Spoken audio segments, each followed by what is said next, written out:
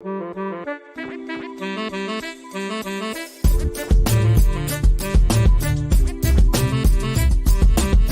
everyone, Scott Hansen here from NFL Red Zone. I hope you're checking out 1 hour of 5-Yard Rush, one of the best podcasts on NFL football in the UK.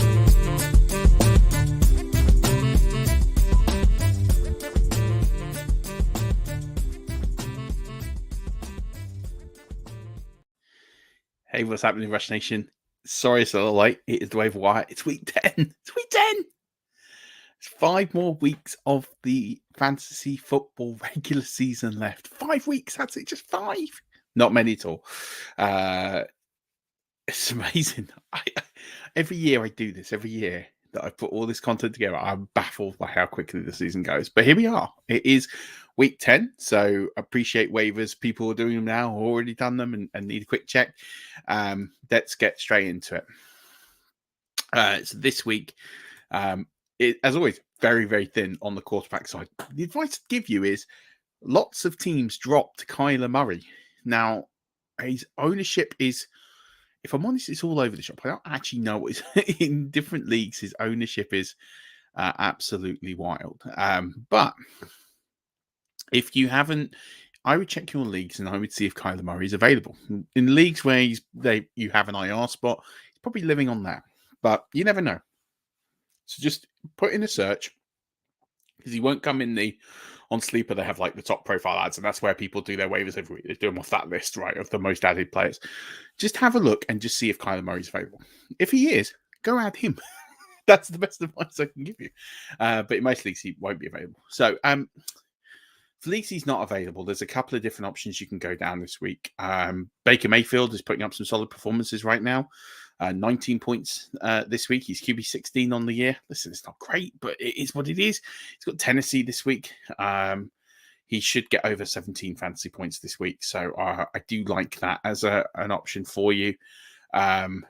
Taylor Heineke, he's got Arizona. That's a great matchup. Yes, he only got 14.72 fantasy points this week, but I do fancy Taylor Heineke as well to potentially have a good week against Arizona. They are the number one seed in the draft as it stands right. The number one pick in the draft as it stands right now. So he's definitely an option that you can go for as well. I would say they're your two strongest options available out there, sort of available in most leagues, especially Tyler Heineke is available in like 95% of leagues. Bryce Young has a good matchup against Chicago. So he's available in 85% of leagues. He'd be my third choice if you're still struggling, because he's got Chicago Thursday Night Football.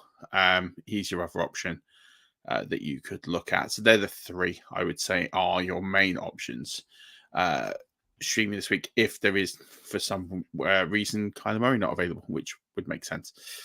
Let's have a look at the waiver wire rankings. So look, it's some interesting running back position. So it's a tough one. The number one ad this week at the running back position is Keith Mitchell. Obviously, he had an amazing game, but a lot of this was due to the fact that they'd blown out Seattle. It's a tough one. Look, the Gus Bus is clearly the number one in this backfield, and he is going to just be absolutely like he's the goal line back. He's going to absolutely be there. He's going to do everything that you want him to. So this game was over before halftime, and so they basically just went, "No, we're just going to take the Gus Bus out of the game, and we'll just put Mitchell in." And Mitchell looked great. Like he looked incredible. But Mitchell he's an RB3 at best for the rest of the season. But in games where they're blown out, or if something happens to Gus Edwards, he immediately goes into RB1 conversation. So definitely take a look at Keaton Mitchell. I wouldn't spend like a ridiculous amount of fab on him, but he did finish on RB5 of the week. So, there is something to be said that he's worth adding. He's 1% owned. So he is available everywhere. But just don't splash all the fab on him. You're not going to get a huge upside on him. But he is someone that is well worth adding in leagues. And if I'm looking at like the top scorers of the week, he's clearly up there, and he's clearly someone that has a role, especially if there's a blowout, especially if they're protecting Gus Edwards, and especially if they're making the playoffs, which they look certain to do. They might rest Gus Edwards going down the stretch. So, yeah, good reason to pick up Keaton Mitchell, especially if you're the Justice Hill owner. Then I would be swapping them out basically. Tyler Algier continues to outsnap and outperform Bijan Johnson. And lots of people were just mad after. It's amazing. My Twitter timeline, or X amount of timeline, is hilarious. Just watching and loading on that. It's quite funny. I do laugh. Again, we're talking similar sort of numbers in terms of he's an RB3 with not quite the upside of Keaton Mitchell, but he's going to have a role. He's a flex-worthy play every week, and if you're struggling in the position, which most people are, Tyler Algier is available in over half of leagues. He's someone that should be rostered more than he is. He's got Arizona this week. It's a good week to play Tyler Algier. So, I would look at that and think that's a roster ad that needs to be made. Certainly more and more. I'd say there, Deonta Foreman is another one. Now we've got Khalil Herbert. He's eligible to return. Deonta Foreman's available in over half of leagues. He's 46.3% owned. Didn't have a great outing this week. Has Carolina this week, which again isn't necessarily the greatest outing, but he does have a role. He has a strong role. I think even with Khalil Herbert, I'm worried about Roschon Johnson more coming through for Foreman than I am about Herbert. So, I think for me, Foreman again just needs to be added, but there's not a lot of ceiling. So, again, all of these players, if you're looking for like a really significant waiver wire add this week, the running back position, there just isn't one. There just isn't one. So, these are the players that unfortunately we're kind of left with. Player talked about in last week's show, Zach Charbonnet. Zach Charbonnet is still available in 70% of leagues. I do think that he's someone that needs to be rostered more going forward. Yes, it didn't really happen last week, but it didn't happen for either of them. But Walker is not getting as much work as he was. Charbonnet is starting to lead up. So, I'm there thinking that you should be picking him up a lot more every single week. So, like for me, Zach Charbonnet should be owned a lot more than he currently is. So I'm a big fan of having him. And then, of course, we've got the stashes, right? So these are the players who are going to be your cover should something happen. Tajay Spears, Elijah Mitchell, Rico Dowdle, Tank Bigsby. These are all the players I talked about in the strategy show, right? So that's kind of where I am with all of these players. There isn't a strong, solid option to add this week. If you're looking to plug in an option, there just isn't that. The last couple of weeks we've had Amari Debicado, we've had Darrell Henderson. There just isn't that player, and that player doesn't exist this season or this week on the waiver wire. So these players aren't worth throwing any significant fab at. They're worth throwing $5 or less. There isn't anyone to sort of throw my major fab behind. If someone wants to overbid for Keaton Mitchell based on his performance, then let him go nuts. Don't let him go for free. Throw a $5 bid. He's worth $5. He's worth $5. Not worth much more to me. That's my general impression of that situation. Let's talk about the wide receiver position. Now, there is some juice here. Let's talk about Tank Dell. He had a phenomenal game against the Buccaneers, including that last second touchdown. He's getting more and more involved in this game, especially as we're seeing Robert Woods effectively fade away. He's been injured, so it's harsh, but he is effectively not a thing in this offense anymore. So I'd be looking to roster him and also Noah Brown. Noah Brown's 1% owned. I played him in some really deep leagues. Paid out really nicely to me. He scored 27 fantasy points this week. Both these players have to be rostered going forward. Tank Dell obviously has the more significant upside. He's definitely a player that's going to be flex worthy every single week. So he's rostered in just over half a league, so probably shouldn't be shouting about him too much because he's probably owned in most leagues. But that you play in. But, if he's not, then definitely go pick him up. But Noah Brown is roster worthy. I'd be picking him up. We saw the upside this week. I want all pieces of this Houston offense. He's 1% owned. I'd be picking him up in an instant. Absolutely. So here's a really surprising one off the waiver wire this week. I don't really know what to make of it, but let's talk about Jalen Tolbert. Jalen Tolbert, by the way, 0.1% owned, put up 13 fantasy points. I don't think that he is a thing. He is the fourth receiver on this depth chart, and these things are going to happen. So I think at the end of the day, probably fade, but let's talk about him anyway because he had a big week. I think just be a bit careful. Don't go too nuts. I would just kind of fade him, as I would Odell Beckham Jr. He had a big week, and everyone's like, okay, let's add him. I wouldn't. I would stay away from both of those players.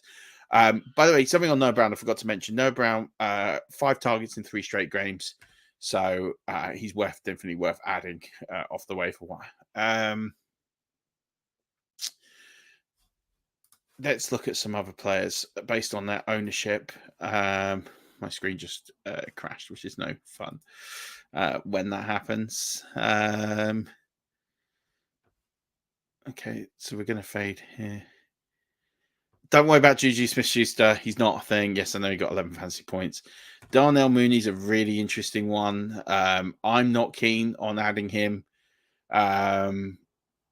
It's really dependent on whether DJ Moore has big matchups coming up, as in matchups where he could be taken out of the game, but that Darnell Mooney will get a significant amount of work. But even then, they're just the volume's there only with Bagent there. I just don't think it's there going forward.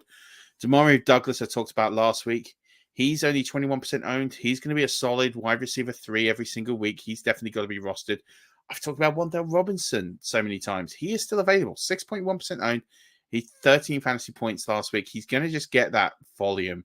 Although, having said that, it's a tough situation with what they've got at quarterback. But having said that, in a PPR league, he's got to be owned more than he is. I wouldn't own him in a standard or a half-point PPR league, just purely because he's going to get targets, but I don't expect him to score all that often. Quentin Johnston's a player that I haven't really talked about too much, 34% owned. Look, I'm not a lover of the situation he's in, but, he was second in targets in this team. There are better matchups coming than against the Jets. So I do think he's got like wide receiver 3, wide receiver 4 ability. So these are all players I'd spend like a couple of bucks on. I wouldn't go crazy, but I'd be looking at them. And then we've talked about a couple of players that I think definitely have this upside potential with Jonathan Mingo is one I've talked about a couple of times, but he, for me, is now the number 2 target in the Panthers. They're throwing the ball more. So I do like that, although there's going to be a lot of boom or bust weeks, so just be a bit careful. But Michael Wilson is another player. I talk about him every single week. Kyler Murray's back. Like, he's coming back. So I'm sitting there thinking you've got to own him now. This offense will be better with Kyler Murray in it. It's not going to have, they're not going to roll Clayton Tune out two more. They've got to have this referendum on Kyler Murray, as it looks like they're heading towards the number 1 pick. Having said that, other players had mentioned Khalil Shakir. Is another one that you can pick up. He's a sort of a wide receiver 4 play. He's like a Tyler Boyd. That's kind of where I'd go with him. But yeah, they're kind of the plays I'd be looking at. Again, it's basically I'm looking at Tank Dell. I'm looking at Noah Brown. They're kind of like the 2, Wan'Dale Robinson, the PPR league, Jonathan Mingo, Michael Wilson, Demario Douglas. They're the big ones. I think you've got to walk away and own this week. Anyone else, I'm not really that bothered. Let's talk about tight ends. And look, there's not really much to talk about the tight end position. It is a position that is just absolutely in a mess. Dalton Schultz has a phenomenal week. Good for him. K. Dalton's going to get a lot of talk, but he got 2 touchdowns. He is, for me, this is the high water mark. If you played him this week, congratulations, you did well. He's not someone I'd be playing next week against Tennessee. He's someone I'd be looking to get out. The same with Johnny Smith, right? People are going to look at that and go 21 fantasy points, but he got 12 of those on one play. And it was a freak play. It's not going to happen too much. Then you got the Taysom Hill experiment. He scored 20 plus points 3 weeks in a row. He's 40% owned. I think you've got to have him on your roster and see what happens. So for me, when I'm looking at options for this week, Hunter Henry probably sticks to the top of mind. He's got Indiana, 14 fantasy points. He's at home. We know that he scores a lot of touchdowns at home. Johnny Smith is up there, I guess, just because he is getting points and it is a good matchup against Arizona. So he'd be in consideration this week. But yeah, just don't look at the 21 points and think that's going to happen every week, because it really isn't. I like Luke Musgrave against Pittsburgh, considering the narrow lanes that they put on and they really squeeze the outside. So I like Luke Musgrave. You know, he got 14 points this week. I like him to kick on and get sort of close to 10 points again this week, which if I can get out of the tight end position, you'd love that. He's 17% owned, so should be available in most leagues.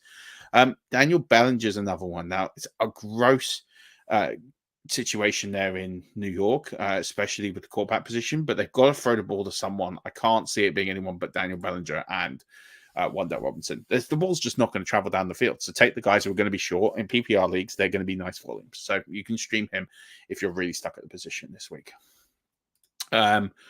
Plays are like at DST, obviously depending on ownership. Really like Seattle this week versus Washington. There's opportunities there for turnovers. That's what I look at. Same goes for Tampa Bay. I think they'll really squeeze that Tennessee offense and get some picks there. New England against Indianapolis looks like a really good play this week. As does Atlanta versus Arizona. So if you picked them up last week and listened to me, you know, you got Arizona and Kyler Murray's first game back in almost a year. I like that situation. You can also go with the Raiders versus the Jets. That's quite a nice matchup as well. So you can go with that. The good thing about Seattle, if you get Seattle, is they've got Washington, then they've got the Rams next. That's a nice little backup 2-game situation you've got there. You could go Cincinnati. There'll be opportunities there against Houston, but they do put points on you. And then they got Baltimore, so there's opportunities there for turnovers. You could live in there quite significantly. So there's a couple of options that you could go down. But, you know, if you're looking for the 1 week play, Seattle's a good one because you can get 2 weeks out of that. Tampa Bay, Atlanta, New England, Las Vegas, there's some pick plays for me. That's going to do it for the Waiver Wire show. Thank you so much for tuning in. I'm going to drop another pod with regards to, I'm going to drop 2 strategy pods this week. The first one, it's been a request from a couple of people, is what sort of stats are important for fantasy football? Why? So that to develop their own research and their own way of playing. So I'm going to do that one first, and I'll drop that ready to go. And then I'll bring another strategy points, just reviewing the week from we've just had, and some strategy points, how to roster your roster and players up and coming, looking at significant trends. And then we'll do the flagship show on Thursday. Hopefully it'll be me and Stocks, and then going forward for the rest of the season, hopefully we'll have some guests.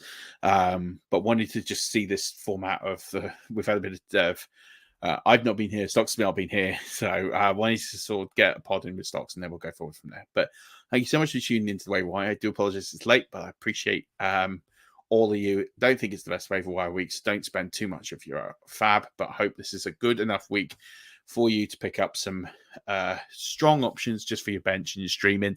But more importantly, just look forward to future weeks ahead. I think there'll be better weeks ahead for the Waiver Wire. So just wait for those. Would be the best advice I can give you. But don't forget, as always, Rush Nation, keep rushing.